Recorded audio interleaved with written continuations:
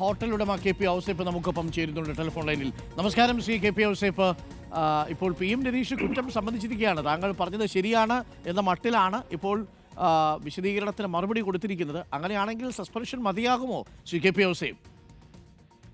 Very good morning. അതായത് ഞാൻ already അന്ന് പറഞ്ഞിരുന്നു. അതായത് ഇദ്ദേഹം നമ്മുടെ നഗ്ന നേത്രങ്ങളിൽ കൊണ്ട് കാണാവുന്ന രീതിയിൽ ഗവൺമെന്റ് സർട്ടിഫൈ ചെയ്ത് എനിക്ക് തന്ന കോപ്പിയാണ്.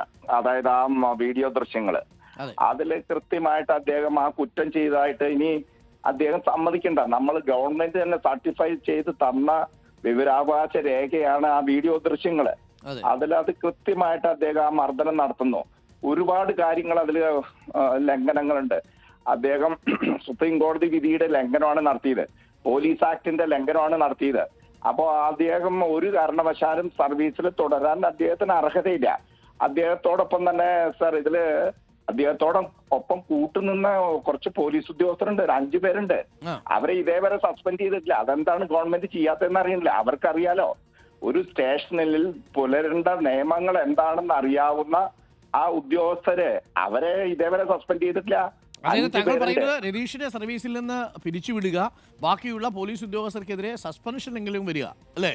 സസ്പെൻഷൻ മാത്രം പോരാ. അതായത് ഇത് മാതൃകയായിരിക്കണം. കേരളത്തിന്, ഇന്ത്യക്ക് ഒരു മാതൃകയായിരിക്കണം.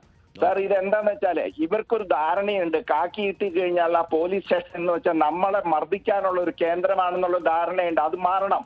പോലീസ് സ്റ്റേഷനുകളോട് നമ്മുടെ village office, panchayat, school, bank അതേമാതിരത്തെ ഓഫീസുകളായി മാറണം. ഇത് കേരളത്തിലൊരു മാറ്റത്തിന് തുടക്കം കുറിക്കണം. ഇനി കാക്കിയിട്ട പോലീസുകാരും മർദ്ദന ഉപകരണങ്ങളായി മാറരുത്. അതിനൊരു മാതൃകയായി മാറണം. ഈ സുപ്രീം കോടതിയുടെ 2020 ഈ ഓർഡർ അനുസരിച്ച് നമ്മളെ ഒരു കാരണവശാലും നമ്മൾ സ്റ്റേഷനിൽ ചെല്ലുമ്പോൾ നമ്മുടെ ജീവനും സ്വത്തിനും സംരക്ഷണം നൽകേണ്ട ഉദ്യോഗസ്ഥന്മാര് നമ്മളുടെ ഘാതകരായി മാറരുത്.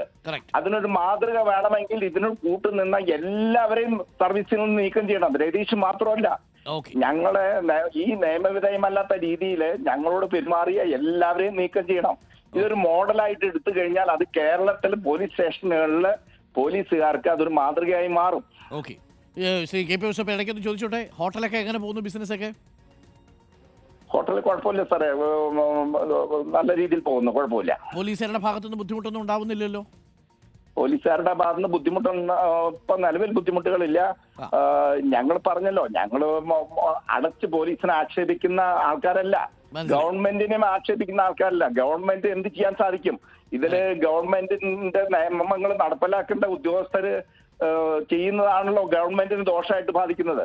അപ്പോ ഈ ഉദ്യോഗസ്ഥരെ കറക്റ്റ് ചെയ്യാൻ അതിന്റെ മേലുദ്യോഗസ്ഥര്, അതായത് DYSP മുതല് DIG വരെ ഉള്ളവരെ ആണ് ഇതിന് കൂട്ടുനിൽക്കേണ്ടത്. അപ്പൊ ഇദ്ദേഹത്തിന് അടിയന്തരമായിട്ട് അന്ന് തന്നെ സസ്പെൻഷൻ കൊടുക്കേണ്ട DIG അജിത ബീഗം, അതേമാതിരി അസിസ്റ്റന്റ് കമ്മീഷണർ KA തോമസ്, അദ്ദേഹമാണ് ഇപ്പൊ അഴിമതി അന്വേഷിക്കാനായിട്ട് എറണാകുളത്തിരിക്കുന്നത്. ഇവർ രണ്ടുപേരും ഇതിൽ കുറ്റക്കാരാണ്. ഇവരെയും മാതൃകാപരമായിട്ട് ശിക്ഷിക്കണം. ഇദ്ദേഹത്തിനെ മാത്രമല്ല, ഇതിന് രതീഷിനെതിരെ നടപടി എടുക്കാതിരുന്നവർക്കെതിരെയും നടപടി വേണമെന്നാണ്. താങ്ക് യു ശ്രീ ഔസേപ്പ് പ്രതികരിച്ചതിന്. Thank you. ഹോട്ടൽ ഉടമ ശ്രീ ഔസേപ്പാണ് ഇപ്പോൾ നമ്മളോട് പ്രതികരിച്ചത്. അപ്പോൾ രതീഷ് കുറ്റം ഏറെക്കുറെ സമ്മതിച്ച മട്ടാണ്. പറ്റിപ്പോയി സാർ എന്നുള്ളതാണ്.